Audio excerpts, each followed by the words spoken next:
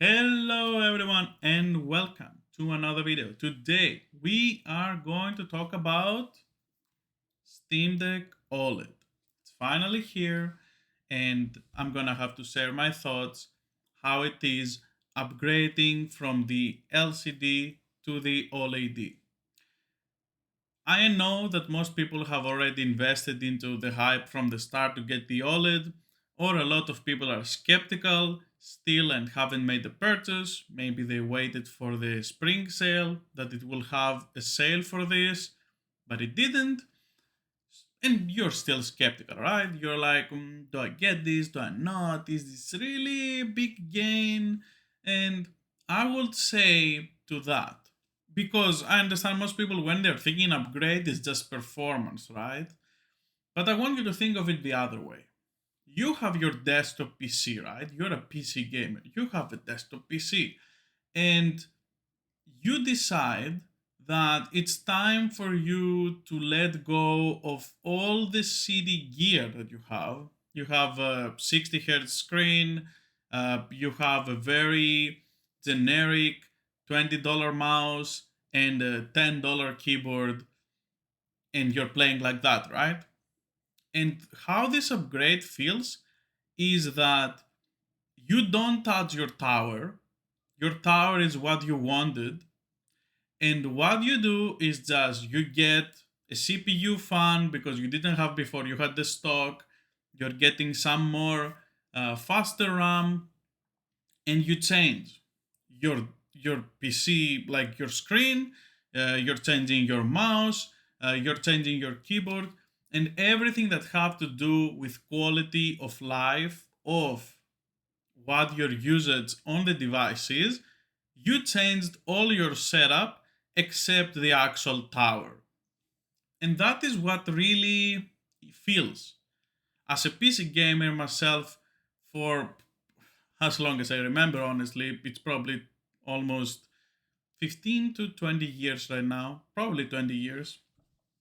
And I will have to say that this is really how this upgrade feels. And me myself have upgraded through various setups through my life, from desktop to laptop being a desktop and stuff like that. I believe I have a unique perspective on this because I have changed so many setups.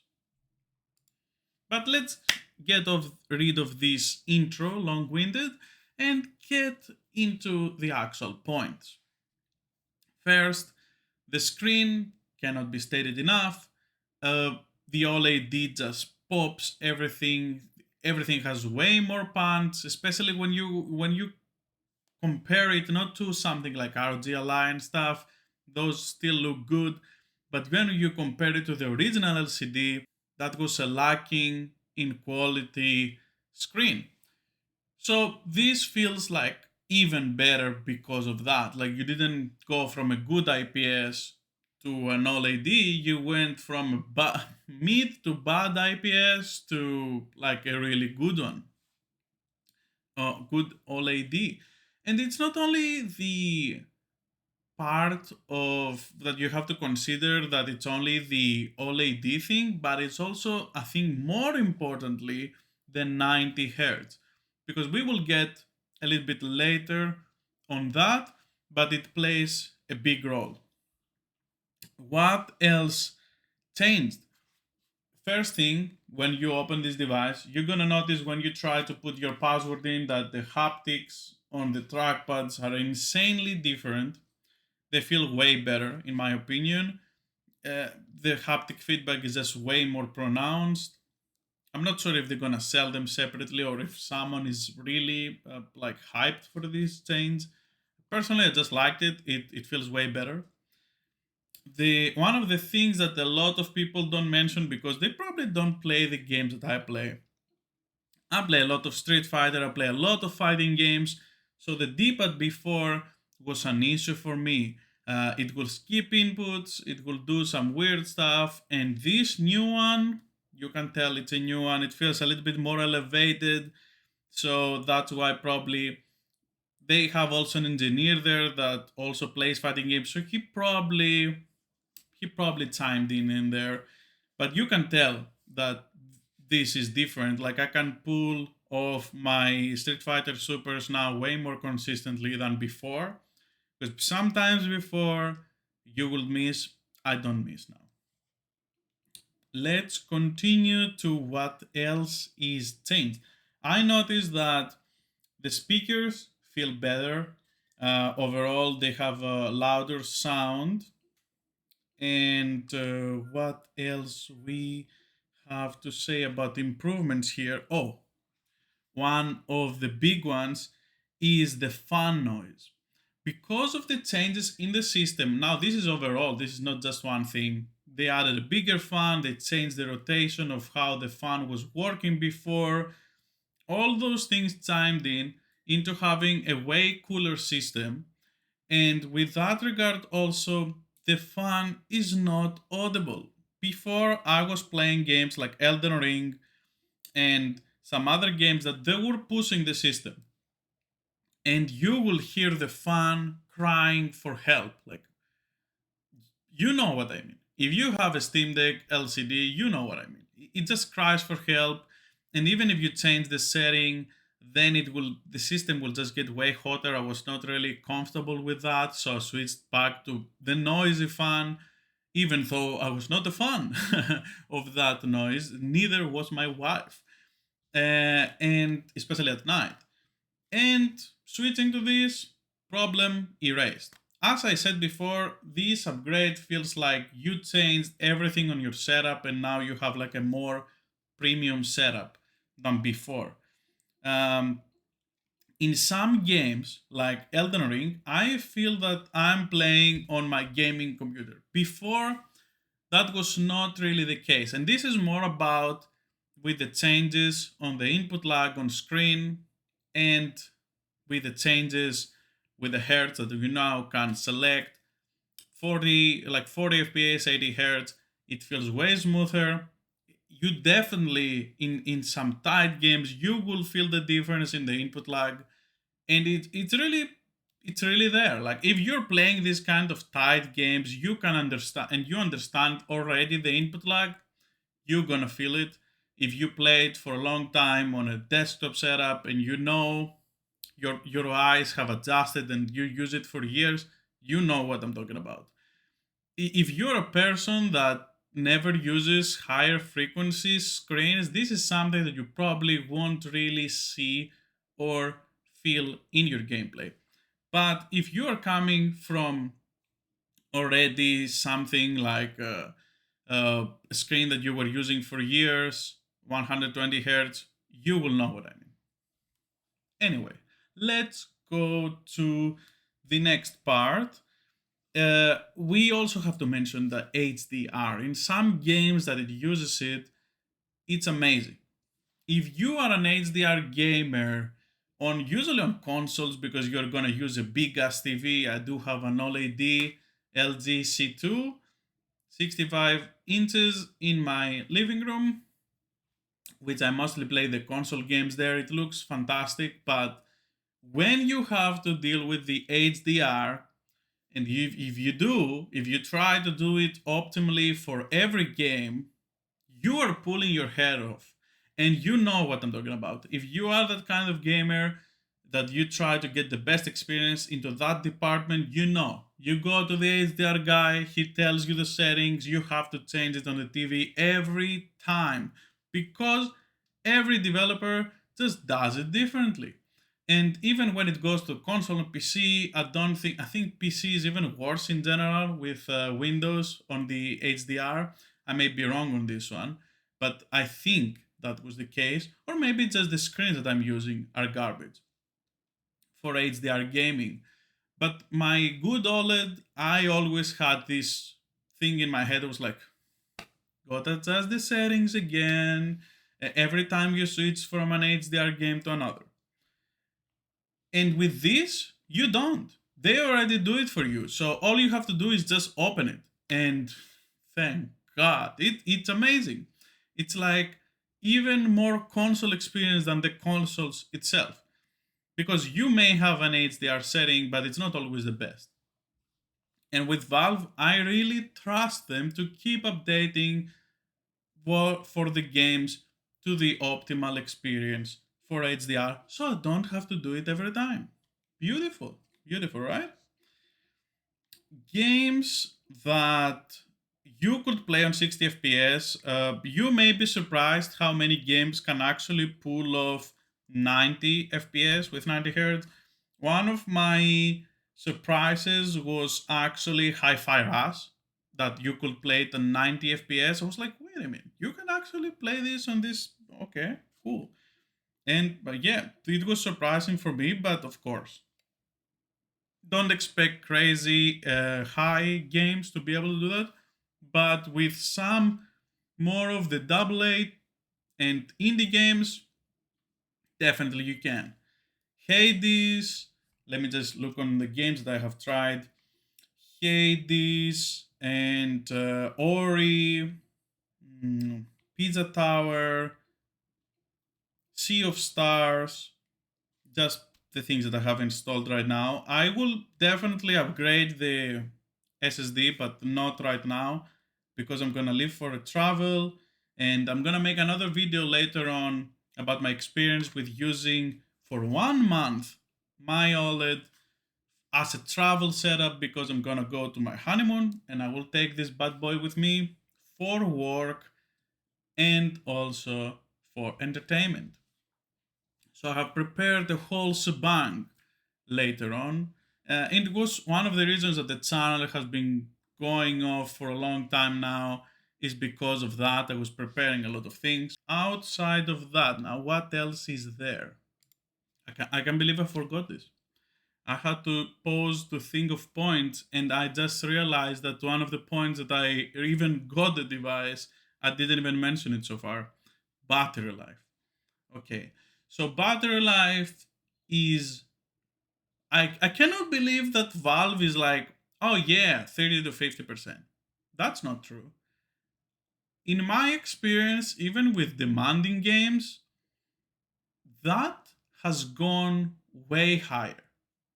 It felt like I was playing Elden Ring from 1 hour and 20 minutes with my settings, the way that I play, 30 FPS locked, 120, 1 hour to 20 minutes, or sometimes to 40 minutes, depends probably in the area. And I can play on my OLED for 3 hours on 40 FPS. That was crazy for me. Like, that was one of the craziest things for me. And okay, 40 FPS not all the time. If you do 30 FPS cap, you can do that. But in my opinion, if you liked 40 hertz before, 80 hertz gonna blow your mind. Like how much better it feels when you give it just a little bit more juice there, and you can notice the difference with the hertz when the FPS meets the situation. I played, like I'm doing my run now on Elden Ring because I played during the hype, but I actually didn't finish the game. And I am playing right now. I just beat the Crucible Knight duo, and that was crazy. I beat it. I beat so many bosses on the OLED. Now I have done some bosses before on the LCD as well, but with the input lag, it felt like I'm compromising. I'm compromising. I'm playing these with input lag. In my head, I was like a chip on my shoulder, right? Like you have this feeling in your head. I'm playing with this now. I don't feel that.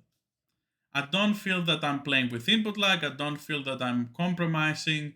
Everything feels snappy. I cannot give you numbers. I can only give you my feeling. And I don't think I'm wrong because I know for a fact that definitely this screen is way lower on the input lag in general. I don't think the system has any difference on the input lag, but the screen alone can do miles difference, especially on this kind of thing. And with having 80 hertz instead of 40, your screen refreshes more, so you have a better experience with the input lag.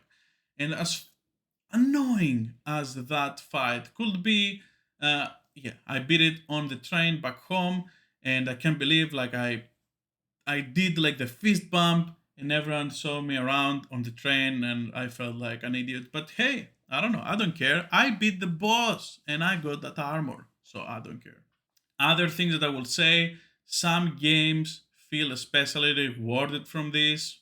Playing Path of Exile feels way better, in my opinion. As you can see here, we play a lot of Path of Exile here. Street of Fighter as well. Now, some games that had some issues with Wi Fi, in my LCD one, I would have issues with the Wi-Fi, and I had to put it always on hotfix. I don't know why, but some games did not, like, it will drop the connection or something like that mid in the game, and I will get salty because I was losing points for no reason. So what I did in the end was, with this one, doesn't do anything. I didn't have to do anything. I didn't change anything. I just got in the game, it plays, it downloads faster. So, in my experience in this department, online games feel better. So, if you had connections like me before with dropped connections, and I'm not talking about like, oh, I have 0 bar signal. I would have 4 bar signal. I'm sitting here near the router and it will go off. And I'm like, why? I couldn't understand. But with this, I don't know. Maybe the previous one that I had was a defect, whatnot. I cannot send it to Valve, so whatever. Um, with this one, no problems. I never had any problem with a verified multiplayer game that I have played so far. Even PvP spawnings on Elden Ring. What else I may have played online? Yeah, Path of Exile, no problems there.